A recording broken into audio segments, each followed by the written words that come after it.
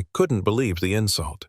The HOA tried to charge me extra just for touching the lake, but one deed proved the water rights are mine. And that was only the beginning.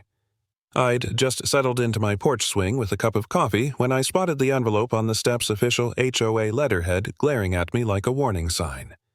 The morning had been like so many others in this quiet suburb tucked against the lake. Early July air was already heavy with heat, though the sun was barely over the oaks lining the street. The flags from the 4th still hung limp from porches, their red and blue a little sun-faded after the long weekend. Cicadas droned from the treetops, a lazy hum that reminded me of my boyhood summers. My porch swing, with its chipped white paint and creak that matched my own knees, swayed gently under me. The steam from my Maxwell House coffee rose into the air, blending with the cicada chorus, and I let myself imagine another day of fishing or puttering in the shed. Peaceful, ordinary. Just the way I liked it. That's when I noticed the envelope.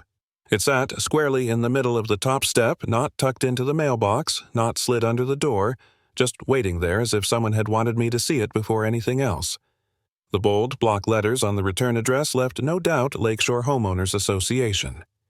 I frowned. HOA mail never brought good news. I set my coffee on the railing, leaned forward, and picked it up. The paper was thick, almost too formal for neighborhood business, and the flap had been sealed in a way that suggested importance, or intimidation. Emma's laughter drifted from inside. My granddaughter was visiting for the summer, a burst of youth in my otherwise quiet home. She'd been up late the night before watching fireflies and was still padding around in her socks looking for cereal. I tore open the envelope. Notice of Special Assessment, it read in bold, centered text. My eyes scanned down, catching the number before anything else, 500. For continued use and enjoyment of community lake facilities. I let out a low whistle. Lake facilities? I muttered. That's just the water plain and simple. Emma poked her head out onto the porch. Grandpa, what's that? Just a letter, I said, trying to keep my voice light, but she had a way of reading me that no one else did. Are they making you pay for something? She asked, climbing onto the swing beside me. I held the letter out for her. She wrinkled her nose the way she did when she didn't understand math problems. Why do you have to pay to use the water? Isn't it just... There. Her question pierced sharper than she knew. It wasn't just innocence. It was common sense. My mind drifted back unbidden to a memory from the 70s. I was no older than Emma is, now standing beside my father on this very porch. He had held up a folded weathered document and said, Marcus, this deed proves we own the water rights to the lake. Someday, you'll need to remember that. I'd nodded, not fully grasping why it mattered, but I remembered the look in his eyes, pride mixed with caution. The memory faded, replaced by the present where my granddaughter still stared at me expectantly. I chuckled more for myself than for her. Seems the HOA thinks they can charge us for using the lake. $500 just to dip our toes. Her eyes widened. That's crazy. Crazy, yes, I said, folding the paper back into its envelope. And maybe just a little funny, because instead of panic, instead of the hot rush of anger I half expected to feel, I found myself smiling. This was clumsy overreach, not some unbeatable edict. They were poking the wrong bear. Let's see if they really think they can pull this one off, I muttered under my breath. Emma tilted her head. What do you mean I didn't answer right away? The swing creaked as I pushed us back and forth, my thoughts already pulling toward the cedar box in the closet. That old box had sat untouched for years, holding family papers, yellowed photographs, the kind of things that never seemed important until suddenly they were, and among them, I knew, lay the deed. The cicadas hummed louder, or maybe my ears were just tuned differently now. I felt the shift inside me, content retiree no longer. They had drawn a line across my porch, and I had no choice but to step over it. I drained the rest of my coffee, stood up, and left the swing, rocking in my place. Emma trailed after me as I went inside, past the faded family photos, past the clutter of summer projects, straight to the bedroom closet. The cedar box waited on the top shelf, its lid warped with age, but still carrying the faint scent of wood and years gone by. My fingers lingered on it for a moment, brushing dust away, remembering the last time I'd opened it. And then, with Emma watching wide-eyed from the doorway, I dragged it down and set it at my feet, the box that holds family papers. By Saturday afternoon, the whole block had the same notice pinned to their doors. The summer heat settled on our street like a heavy quilt. You could smell barbecue from 3 houses over and hear a lawnmower taper off as if it too needed a glass of water. I carried a bowl of potato salad through Mrs. Rodriguez's side gate and stepped into a small nation of folding tables. Aluminum pans bowed with casseroles. A slow fan clipped to the fence stirred the smell of charcoal and sweet corn. Condensation ran down mason jars of iced tea, leaving wet rings on plastic tablecloths printed with little flags. Marcus, Mrs. Rodriguez called, waving a serving spoon. She had that way of making you feel expected, like your chair had been waiting with your name on it. Set that down next to the green bean casserole. You made it with mustard the way your late wife did. Don't tell the dietitian, I said, and her face softened at the mention. She squeezed my forearm and went back to checking a tray of rolls.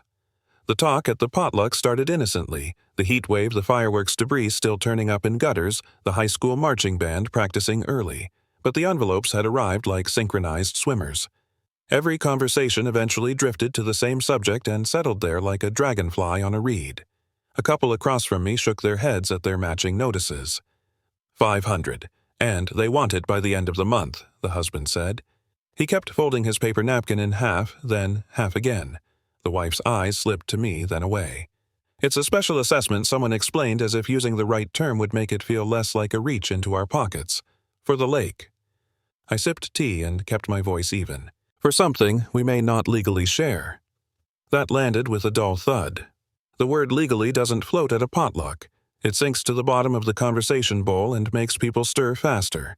Marcus, you use the lake more than anybody, a neighbor said, not unkindly. We all see you out there with your coffee at dawn fishing. Maybe the board's just trying to spread costs. I nodded to show I'd heard him. The temptation to say everything I knew rose in me like a tide, but timing matters. Sometimes the smartest thing you can do is leave the proof in your pocket and let folks talk. Mrs. Rodriguez edged in beside me with a plate she'd filled for herself but never seemed to eat from. People get nervous when numbers show up, she said low, the way someone speaks before church is called to order. Give them a day. Of course, I said. No fighting over coleslaw. We laughed quietly. Then the gate latch clacked. Heads turned as Victoria Sterling came through in a crisp white blouse, clipboard hugged to her torso like a shield. She had that exact smile you see on professionals who live and die by the agenda warm enough to pass cold enough to end conversation on cue. A couple of board members trailed her, but they kept a step back, letting her fill the frame. Lovely turnout, she said, eyes sweeping the desserts. Community spirit. That's what makes Lakeshore special. No one corrected the title to Lakeshore. We all knew what she meant, the subdivision, the covenants, the dues. She lifted the clipboard page corner, already dog-eared.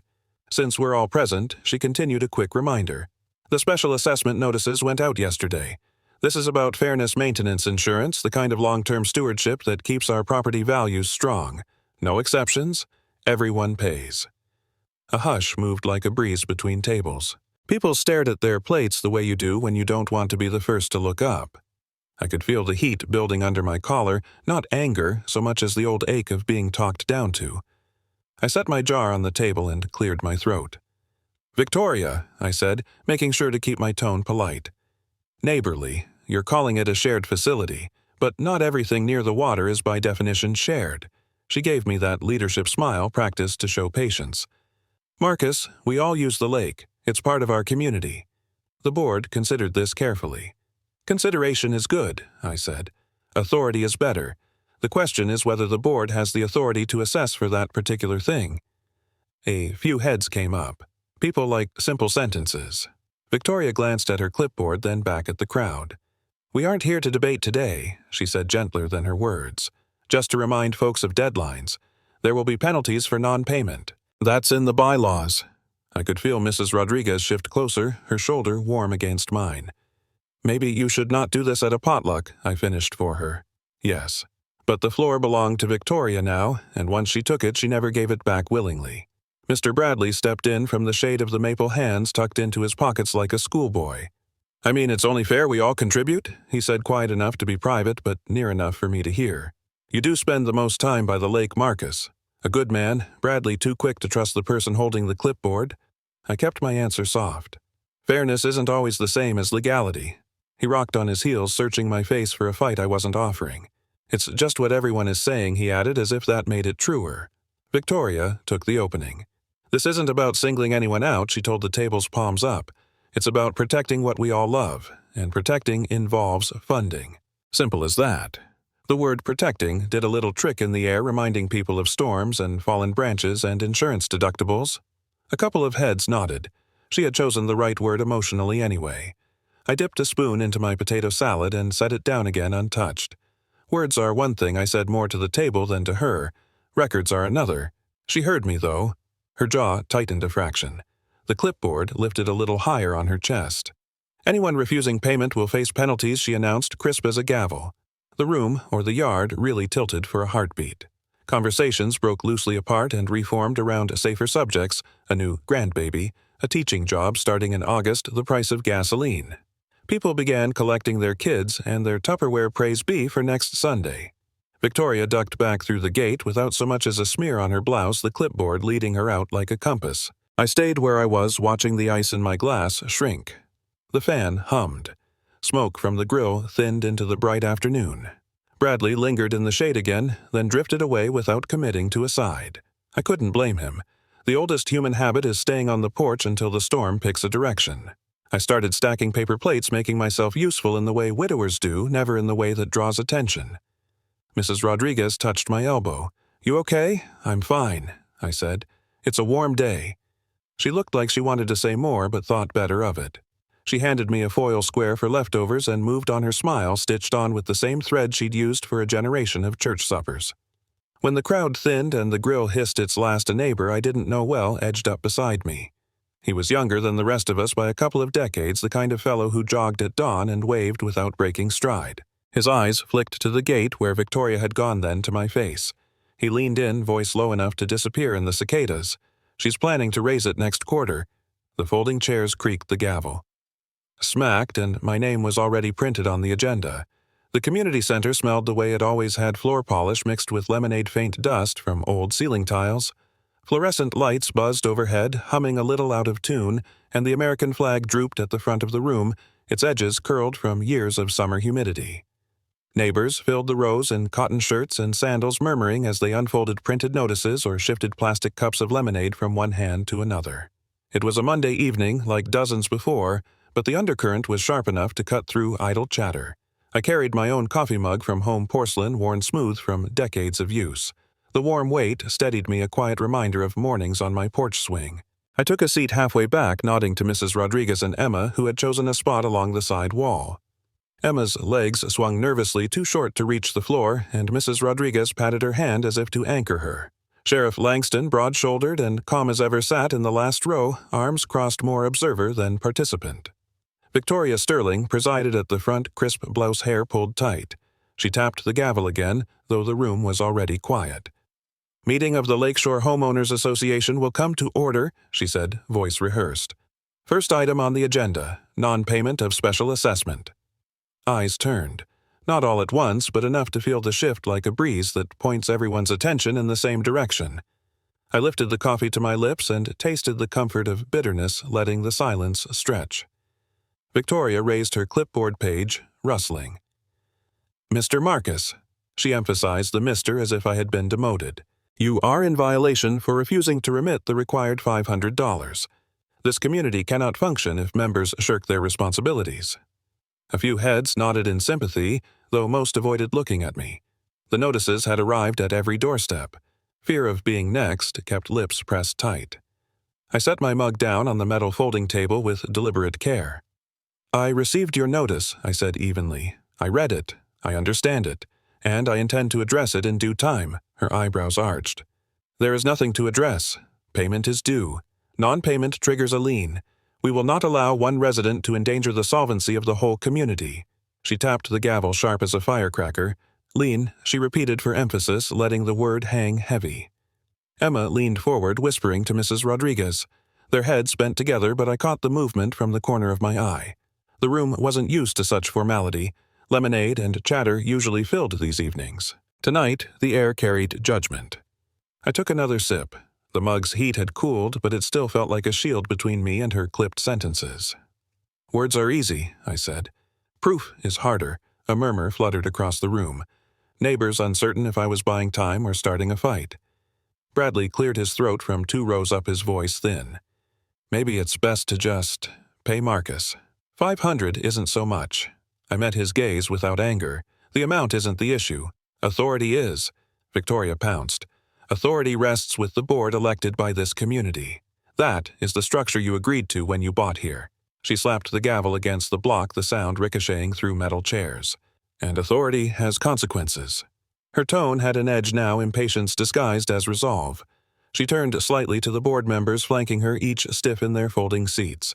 "Unless this resident complies, the board will vote tonight to authorize a lien on his property." Gasps echoed from the back. A lien wasn't gossip. It was serious legal, the kind of word that made people picture signatures and courthouses. Emma's face went pale.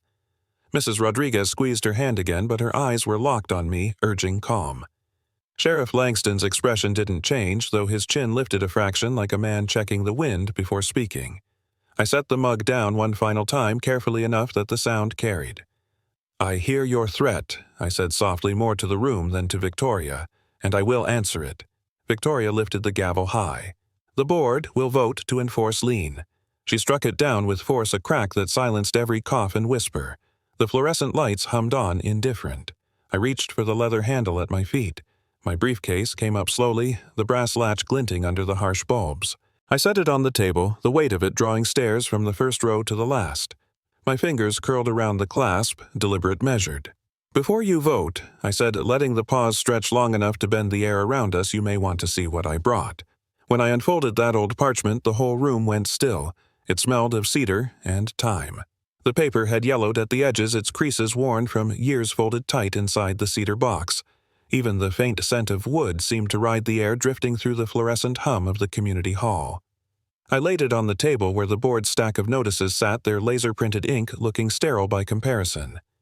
Neighbors leaned forward. I caught the sharp intake of Mrs. Rodriguez's breath, the tilt of Bradley's chin as curiosity outweighed caution. Emma's eyes glimmered, her small hands gripping the edge of her chair. I steadied my voice. "This is the deed to my property, signed in 1962. It includes clearly spelled out the rights to the lake." A ripple ran through the room like wind across the water. People whispered in tones both astonished and relieved, as if the discovery itself carried them back to earlier, simpler times. I let the parchment rest under the harsh light, its bold signatures anchoring words my father had once underlined for me. I could almost hear his voice again that long-ago summer when he had unfolded the same deed on our porch, teaching me that land and water had weight beyond ink. Victoria's chair scraped loudly against the linoleum as she pushed back. Outdated paperwork, she snapped, waving her clipboard as if a printed form could erase decades of record. "This is irrelevant to today's governance." Her voice rang brittle, but the room wasn't convinced. Sheriff Langston shifted, unfolding his arms. His deep baritone carried easily, "Deeds don't expire." Silence fell heavier this time, and I watched as several neighbors glanced at one another, then back to me. The doubt that had shadowed me since the letter began to lift. I tapped the parchment gently, not in triumph, but in steadiness. "You've threatened liens, fines, penalties," I said, "but all of it rests on the assumption you hold authority over the lake. This proves otherwise." Gasps again, louder. Some neighbors whispered, "He's right," while others rubbed their temples as if recalculating the balance of power in their heads. Victoria's face tightened. "You're misinterpreting. The board decides usage. We set fees. This piece of paper is the law." Sheriff Langston interrupted, his tone calm but firm. "If you doubt it, you can ask the county clerk to confirm. But until then, you ought to think twice about calling it irrelevant." For the first time, Victoria faltered. Her knuckles whitened around the gavel, yet the authority it once commanded seemed to drain with each second the deed remained on the table. The room erupted not with anger, but with the buzzing energy of neighbors suddenly aware that rules might not be as rigid as they'd been told. Folding chairs squeaked as people leaned closer, murmurs overlapping. I caught phrases, "He's got proof, never knew that." "Well, I'll be." Emma beamed, her cheeks flushed with excitement. Mrs. Rodriguez gave me a small nod, eyes glistening with quiet pride. Even Bradley, who had whispered against me at the potluck, avoided Victoria's gaze and stared at the deed as though it had grown a voice of its own. I stayed still, hands resting lightly on the parchment. The paper spoke louder than I ever could. Victoria's lips parted, but no words came at first. She swallowed, hard eyes darting to the board, then back at the sheriff, who remained steady, arms crossed again. At last, she found breath enough to blurt, "We'll see about that in court." By Tuesday morning, the HOA had grown a new set of teeth. Bold red stamps shouting, "Intent to lien," like a siren in my mailbox. The mail truck rattled down the cul-de-sac the way it always did. springs squeaking over every seam in the pavement. Heat was already rising off the asphalt, a wavering veil that made the curb shimmer. I stepped off the porch with my coffee and met Earl halfway down the walk. He wore the same blue cap he's worn since the Obama years, and a look that said he'd delivered too many envelopes just like the one he was holding. "Morning, Marcus," he said. "Certified. Need your John Hancock." He tipped his scanner toward me and I signed with the plastic stylus. The device chirped. Earl slid the envelope out of his satchel like a magician producing a rabbit he wished would vanish instead. Red block letters screamed across the top, "Intent to lien." Below that, a smaller stamp certified mail signature required.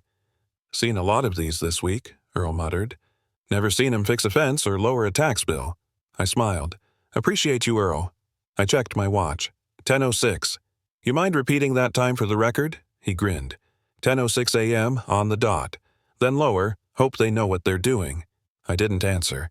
I tucked the envelope under my arm and watched Earl thump his truck into gear and rattle on to the next house where another porch would get the same red-stamped news. Inside the kitchen was cool and dim, the blinds drawn against the sun. I set the envelope on the table beside my father's cedar box, threat and deed in quiet profile, like two faces staring each other down. The cedar still held the faint scent of summers long gone. The envelope smelled like ink and impatience. Emma, padded in hair sleep-tousled, holding a glass she'd half filled with iced tea. Condensation ran down her fingers. "Grandpa the mailman came. Is it about the lake again?" "It is." I showed her the headline stamp the way you'd show a child a hornet's nest without getting stung. "We're going to treat it like a storm forecast. Read it, note it, prepare for it." I sliced the top with a butter knife and slid the letter free. The paper was heavy official. I read it once all the way through, lips moving silently. Then I read it again, this time with a yellow highlighter marking the phrases they'd be proud of: non-compliance lien 30 days. There was a paragraph about community assets, another about equitable contribution, and 2 lines warning that failure to pay may result in legal action, including, but not limited to, encumbrance of title. Emma stood on tiptoe to see. "Can they take what the deed says is already yours?" Her question was a bell rung in a quiet church. "No," I said gently, "but they can make noise. Our job is to answer with paper, not volume." Outside, a golf cart whined to a stop at the curb. I recognized the white blouse before I saw the face. Victoria Clipboard, riding high, a board member wedged in beside her like a co-pilot. She didn't step onto my lawn. She didn't need to. That cart served as a moving dais. "Mr. Marcus," she called voice, "pitch to carry to the hedges. Our certified notices have gone out. Non-payment will trigger penalties. Please be mindful of deadlines."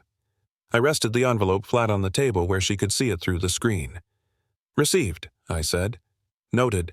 The board member shifted, trying to see what else sat on my table. His eyes snagged on the cedar box.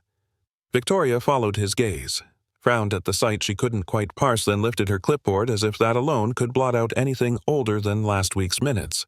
"Community rules apply to everyone," she said. "Consistency is what keeps neighborhoods strong." "Consistency is good," I agreed. "Authority's better." The cart moved on her words, leaving a film on the air like dust after a parade. Across the hedge, 2 neighbors paused mid-conversation. They pretended to adjust their sprinklers but angled closer ears open. Emma watched them, then me, as if plot and audience had appeared at once. I took a photo of the envelope front and back, another of the letter's first page. I set my phone next to the cedar box and opened a new note, July 12th, 10:06 a.m. Certified letter received from HOA. Witness Earl Mail Carrier. I snapped the green receipt and the signature screen, then slid everything into a manila folder. Paper answers, paper. I told Emma more to engrave it in her than to hear myself talk. We don't argue in driveways. We write, we file, we show up. I dialed the county clerk. The line rang twice. Then a calm voice introduced herself as Davis. I explained what I had, what they'd sent, and what I needed. "Certified copy of the deed," she repeated. "Yes, sir. We can have that ready this afternoon. Book and page numbers are in our system. Do you want us to note a request for inspection as well?" "I do," I said, and gave her my email for the receipt. "And Ms. Davis, would you mind confirming the process for recording any encumbrance? Strictly hypothetically." "Hypothetically," she said with a smile, audible through the line, "we don't record liens that conflict on their face with the title. People try. Paper protects." After we hung up, I drafted a short cease and desist. No brimstone, no foot-stomping, just dates, citations, and 3 sentences that would read cleanly into minutes if anyone insisted later. I BCC'd my self-attached photos of the envelope and the letter and added the clerk's confirmation number. Subject line, response to certified notice, RE. Lake Use Assessment. In the quiet after the send button, I felt that old steadiness settle in. I fetched the accordion folder from the hall, beige edges rounded from years of taxes and warranties. I cleared the kitchen table and laid everything out, deed copy from the cedar box highlighted HOA letter. Postal receipt, call log, printed email. I made a clean stack and slid it into the first pocket the tab labeled with a ballpoint for Town Hall. "Grandpa, is this like when we organized Mom's school papers?" Emma asked, sipping the last of her tea. "Exactly like that. You put the facts in order so people can't pretend not to see them." We spent the early afternoon doing small things that felt like larger ones. I printed a second set for my records. Emma sharpened pencils and tucked them into the folder's front pouch as if we were heading back to a classroom where logic still ruled. The lawnmowers droned the American flags, stirred in a thin breeze, and the thermometer on the back fence sneaked past 90. By 3, the kitchen had taken on the promising look of a desk before a hearing. The red stamped letter no longer felt like a siren. It felt like sheet music to a song we already knew how to play. I took one last photo of the assembled documents and slipped the folder shut. The elastic band snapped over the corners with a satisfying thrum. I set it beside the cedar box, a marriage of new ink and old paper, and stood for a moment in the quiet kitchen grateful for the cool, for the order for the way preparation steals fear's thunder.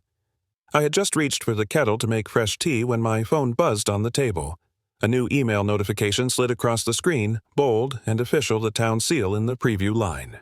My phone buzzes a town notice about a Thursday evening public session agenda item added by HOA Lake Use Assessment and Enforcement. By Thursday night, the town hall felt like election day. Folding chairs filled the county seal shining, and the murmur of folks who all knew each other's dogs by name. The air smelled of floor polish and summer sweat, with a box fan thumping in the corner pushing warm air more than cooling it. Folks waved across aisles, traded small talk about tomatoes and grandkids. It was the kind of gathering that usually meant pie auctions or Rotary speeches, not property disputes. Yet, here they all were, crowding in curiosity stirred by the HOA's heavy hand. I set my coffee mug on the bench behind me, the same mug I'd carried through the HOA meeting earlier in the week. Just the weight of it in my palm, the familiar porcelain rim, steadied my pulse. Victoria stood tall at the dais, pearls gleaming under the fluorescent lights. She looked every bit the politician flipping a spreadsheet with the sharp crack of paper. "Neighbors," she began, her tone as polished as her blazer. "This fee is fairness. The lake is our shared treasure. Without collective contribution, it cannot be maintained." She tapped her clipboard, letting the sound punctuate each phrase. "The board has acted responsibly. Tonight, we ask approval to proceed with lien enforcement against those who refuse compliance." Her gaze sliced toward me with the precision of a gavel strike. The clerk sat poised at her laptop, fingers ready. The county seal shone overhead, bunting draped along the dais. It all felt official, bigger than backyard gossip or HOA notices. This was record-making, not rumor. I rose slowly, papers in hand. "Madam Clerk, I request to speak." There was a shuffle of chairs, a hush of anticipation. I laid out the notarized copy of the deed, its embossed seal catching the light, and slid it across for entry into the record. "This deed, signed in 1962, grants water rights to my property. I also submit the certified notice I received, the cease and desist I filed, and my correspondence with the county clerk's office. Dates, times, and receipts are all attached." My voice was calm, but my throat was dry. The mug of coffee waited just behind me, a reminder to breathe. Mrs. Rodriguez stood next, smoothing her skirt. Her voice, softer than Victoria's but steadier, carried the weight of lived years. "I've lived beside Marcus for 20 summers. He's used that lake as long as I can remember. He's never abused it, never claimed it as his alone. Common sense tells us that when someone has a right in writing, we respect it. That's how neighbors keep peace." A few heads nodded. One man murmured, "She's right," but Victoria pounced, her voice sharp. "This isn't about sentiment, it's about order. This man," she jabbed a finger toward me, "is selfish. He waves an obsolete deed as though the world hasn't changed in 60 years. Obsolete. Outdated. We must act decisively." The room tilted. Folks squirmed, some nodding just to avoid the weight of conflict. People hate division more than they love fairness, and Victoria's volume filled the vacuum. My stack of exhibits suddenly looked small, my words fragile against her thunder. For a moment I felt the floor sway beneath me, the all-is-lost beat pressing in. Then a chair scraped. Sheriff Langston rose from his seat near the aisle. He didn't hurry. He adjusted his belt, cleared his throat, and when he spoke his voice carried without strain. "This afternoon, I visited the county clerk myself." The murmurs stopped. Even the box fan seemed quieter. He laid a thick, cloth-bound ledger on the table. The spine was worn frayed from decades of hands and hours. He rested his palm on it like a Bible in church. Before any vote, he said evenly, "We need to hear what the record actually says." You could have heard a pin drop when the sheriff lifted that ledger like it mattered more than any clipboard in the room. The book was heavy, its spine frayed, smelling faintly of old paper and cedar, the same scent I'd caught when I unfolded my father's deed weeks before. That aroma rolled through memory, and present all at once, ink tones from another era, names written in the same careful hand. Sheriff Langston opened to the page, sliding his finger across the lines with no drama, no pause for effect. "Parcel number 17B, he said, voice steady. Recorded July 14, 1962. Conveyance includes property line extending into lake boundary granting water rights and access. Easements noted for maintenance paths only. No amendments filed reversing this ownership." The clerk typed briskly, then glanced up. "Confirmed," she said. "Entry matches, deed copy presented. Certified copies available upon request." For a moment, silence. You could hear the moths tapping against the tall windows drawn to porch lights outside. Then, Victoria's chair scraped as she surged to her feet. "This is nonsense!" Her voice cracked, sharp, echoing. "Authority evolves. The HOA has every right to adapt fees as circumstances demand." She jabbed her clipboard as if its laminated bylaws could overwrite 60 years of county record. A groan rippled through the room, the sound of neighbors weary of bluster. And then Mr. Bradley rose. His face was pale, his hand shaking as he gripped the back of his chair. I went along," he stammered. "I thought Victoria knew best. I trusted her word. I didn't check for myself. That was wrong. Marcus, neighbors, I'm sorry." His gaze landed on me, then swept across the room, his voice small but raw with honesty. The sheriff nodded once, then closed the ledger with a muted thud. "Any continued attempt by the HOA to collect lake use fees from the deed holder risks fraud and abuse of authority. I recommend strongly that these notices be retracted immediately." Relief moved like a wave. A clap started in the back row, one pair of hands breaking the silence. Then another joined, then another soft, not triumphant, but grateful. The kind of applause that carried no victory chant, just release from a tension too long endured. I looked down at my hands. They had stopped trembling. Across the room, neighbors shifted closer, some whispering about time, some patting shoulders. Reporters scribbled on legal pads. A camera flash popped once from the local paper's photographer. It was all being preserved, this reversal, this moment. Victoria fumbled. She grabbed her papers too quickly, movements jerky. The clipboard slipped from her grip, clattering against the linoleum, the crack loud enough to make people wince. Her gavel of control suddenly useless. A week later, the lake went back to sounding like itself, water lapping a blue heron on the far bank, and the clink of mugs on my porch rail. The air was cooler that morning, a thin veil of gold laid across the water cicadas not yet warmed into their chorus. I settled into the porch swing, the wood groaning the way it always had, and raised my old coffee mug. The steam curled up, carrying me back to that first morning when the envelope had sat waiting like a threat. Now the aroma was different victory, or maybe just peace. Emma bounded onto the porch, her hair messy from sleep, a folder hugged tight to her chest. She set it on the table with a sense of ceremony. "I've got it safe, Grandpa," she said, patting the cedar-colored cover like it was treasure.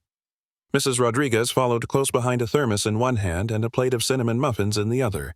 Fresh out of the oven, she announced, setting them down beside the coffee. "Whole town's still buzzing. They're saying at the diner you ought to run for the board yourself." Her eyes sparkled. I chuckled. I think I've had my fill of board politics. She poured herself a cup from the thermos, and we sat shoulder to shoulder watching the heron stretch its wings. Down the path came Mr. Bradley, slow, a jar of peach jam in his hands. His shoulders seemed lighter, though his face wore lines of regret. "Marcus," he began, holding out the jar. "I was wrong. I let myself get carried along, and I owe you an apology." I took the jar, nodding. "Apology accepted, Bradley. What matters is what you do next." He shifted, then cleared his throat. "I'm thinking of running for the board. to make sure this kind of overreach doesn't happen again. Would you advise me on the bylaws?" Mrs. Rodriguez beamed. "Now that's a good idea." Before I could answer, the crunch of boots on gravel drew our eyes. Sheriff Langston tipped his hat as he stepped onto the porch. "Morning, Marcus. Just wanted to let you know filings are complete. Clerks got everything certified and logged. Notices rescinded. You're clean." He rested a hand on the porch rail, the brim of his hat shading his steady eyes. "Figured you'd want to hear it from me." I extended my hand. "Appreciate it, Sheriff." He tipped his hat once more, then ambled back toward his cruiser. The sight of him square against the morning light felt like punctuation at the end of a long sentence. On the sidewalk, Victoria appeared briefly. Her stride was brisk, her eyes downcast. She gave the smallest nod as she passed, no words, no clipboard in sight. Just human. Inside, Emma tugged me toward the cedar box. "Where will we keep it now?" I opened the fireproof lockbox and slid in the original deed, then added a crisp, certified copy. "Here," I said. "Safe as houses. And one day, it'll be yours to keep." Mrs. Rodriguez poured another round of coffee. "Folks at the diner argued about it all week. Most landed on your side in the end. They just needed proof in black and white." I carried the folder to the porch table, signing a single page. "No fees will be paid now, or ever, for a right already owned." I slid it behind the deed, a quiet finale. Later, I walked the shoreline. The heron lifted off wings, beating against the sky water, rippling in its wake. I remembered my father's hands on that same parchment, the ink smudged from years of use. Back at the porch, Emma tapped the lockbox. "Someday, this will be mine to take care of, right?" I nodded, sipping coffee. "Yours and the lake's." In the quiet, after the storm, the lake and its people found their rhythm again. Neighbors greeting each other over fences, the air light with relief instead of fear. The struggle had shown that when rules are bent for power, it takes steady courage and shared voices to set them straight.